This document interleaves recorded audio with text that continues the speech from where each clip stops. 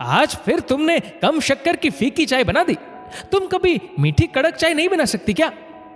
सुनील जी ने चाय की एक चुस्की लेकर बड़बड़ाते हुए कहा, आपको तो शादी से पहले मेरे हाथ की फीकी चाय भी चाशनी जैसी मीठी लगती थी, अब क्या हुआ?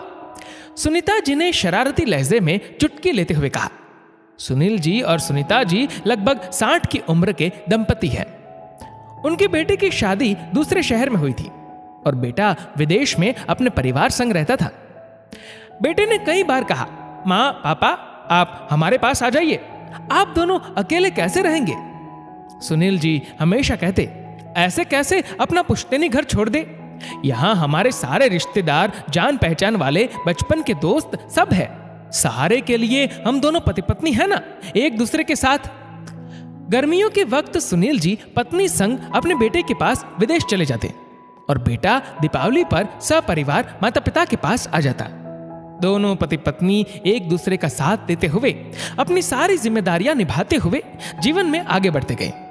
उनके बीच भी कितनी बार लड़ाई हुई, लगभग हर रोज बहस भी होती, लेकिन दोनों हर बार फिर से एक हो जाते। पति पत्नी जीवन रूपी गाड़ी के दो पहिए हैं, एक के बिना दूसरा अधूरा है। पिछले 5 सालों से सुनील जी को डायबिटीज है। डॉक्टर के कहने पर मीठा तला हुआ बाहर का खाना पीना बंद है। सुनीता जी इस बात का पूरा ध्यान रखती और उनकी इसी सख्ती से सुनील जी कभी कभी थोड़ा नाराज हो जाते थे। अगर मुझे पता होता कि जिंदगी भर तुम मुझे खाने पीने पर रोक टोक लगाती रहोगी तो मैं मेरी माँ की पसंद की लड़की रेखा से शादी करता, तुमसे नहीं। सुना है रेखा बहुत अच्छा खाना बनाती थी। सुनीता जी ने भी एक की दो सुना दी। सुनील जी की माँ चाहती थी कि वह रेखा से शादी करे, लेकिन उन्होंने अपने साथ कॉलेज में पढ़ने वाली सुनीता को जीवन साथी चुना। अपने बेटे की इच्छा का मान रखते हुए सुनील जी के माता पिता शादी के लिए राजी हो गए थे। अभी भी कुछ नहीं बिगड़ा, जाओ कर लो उससे शादी, कहो तो मैं तुम्हें तलाक दे दूं। सुनीता जी ने गुस्से से कहा, ऐसी मेरी किस्मत कहा, अभी के लिए मुझे चाय में थोड़ी चीनी डाल दो, बहुत मन कर रहा है। सुनील जी ने बात संभालते हुए कहा। सुनील जी हमेशा मां की पसंद की लड़की की बात छेड़कर सुनीता जी को चिढ़ाते रहते थे। एक पत्नी सब कुछ बर्दाश्त कर सकती है, पर किसी दूसरी औरत की तारीफ अपने पति के मुंह से नहीं। सुनीता जी मन मारकर मीठी चाय बनाने किचन में चली गई। काफी देर तक जब बाहर नहीं आई तो सुनील जी किचन की ओर गए। वहां पहुंचकर देखा कि सुनीता जी फर्श पर बेहोश पड़ी हुई थी। वह बहुत घबरा गई। घर में उन दोनों के अलावा कोई नहीं था। ऐसे में दोनों ही एक दूसरे का सहारा थे, बुढ़ापे की लाठी। अपने आप को संभालते हुए सुनील जी ने डॉक्टर को कॉल किया। करीब आधे घंटे बाद डॉक्टर साहब आए।